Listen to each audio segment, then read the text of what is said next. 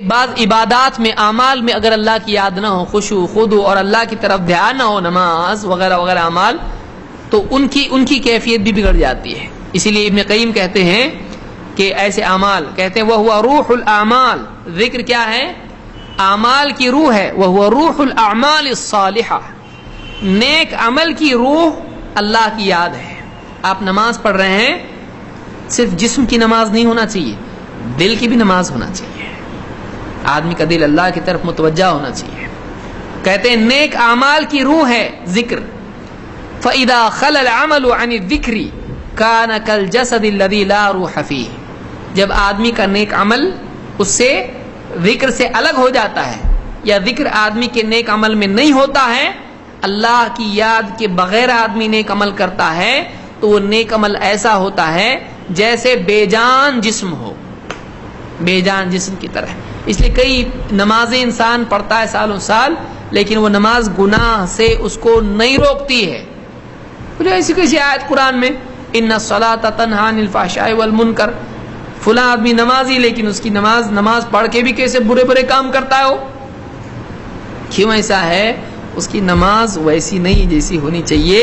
سب سے اہم چیز جو اس کی نماز میں ہونا چاہیے وہ اللہ کی یاد، وہی اس میں نہیں ہے۔ وہ بس دھڑا دھڑ نماز پڑھ رہا ہے، وہ ایسی نماز پڑھ رہا ہے جس میں اللہ کی یاد، اللہ کا دھیان نہیں ہے۔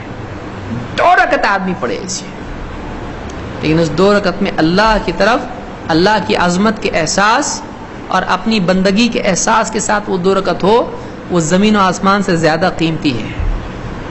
وہ زندگی بھر کی ان عبادات سے قیمتی ہے جس میں اللہ کا دھیان نہیں ہے۔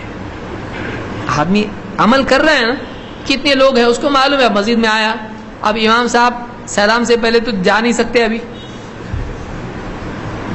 رہنا تو ہے ہی نا، ابھی امام صاحب کے پیچھے ایک بار انٹری ہوگی تو اب ایگزٹ نہیں ہو سکتی۔ جب اب انٹری کے لیے یہ خود اختیار ہے، میں کب شریک ہوں یہ خود اختیار ہے، ایگزٹ امام صاحب کے ساتھ اس کو جانا ہے باہر۔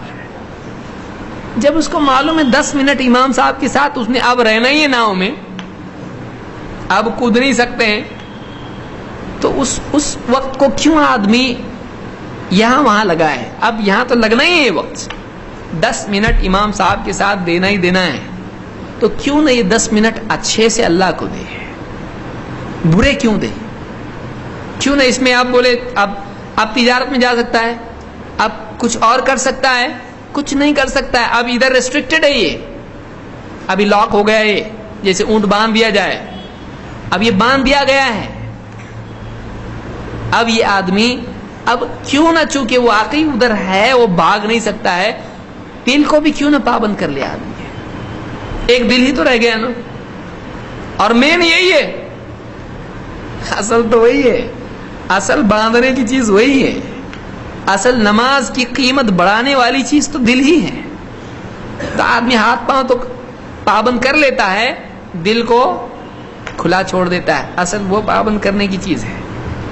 تو 10 منٹ آدمی سوچے، اب جا رہا ہے، جب اللہ اکبر جب کر رہا ہے آدمی، تو بولے اب سب چھوڑ کے اب صرف نماز کے سوا کچھ نہیں۔ ایسا اگر آدمی کر لے تو واقعی اس کی نماز قیمتی بن سکتی۔ ارادے سے کہے نہیں اب صرف نماز، لیکن دنیا دار آدمی ہو تو یہ 10 منٹ بھی یوٹیلائز کرتا ہے، اس 10 منٹ میں وہ کام کر لیتا ہے جو باہر جا کے کرنا ہے، پوری پلاننگ کر لیتا ہے۔ ہم نے عبادات کو بھی دنیا کے کاموں کے پورا کرنے کا ذریعہ بنا لیا ہے۔ کیا ہماری نماز، کیا ہماری عبادت ہے؟ اللہ رحم فرمائے۔ تو نماز یا عبادات کہ ایک آدمی اگر عبادت کرے جس میں یاد نہ ہو اللہ کی، وہ ایسا عمل ہے جو ایسا جسم ہو جس میں روح نہ ہو۔ مدارج السالکین میں ابن القیم نے کہا ہے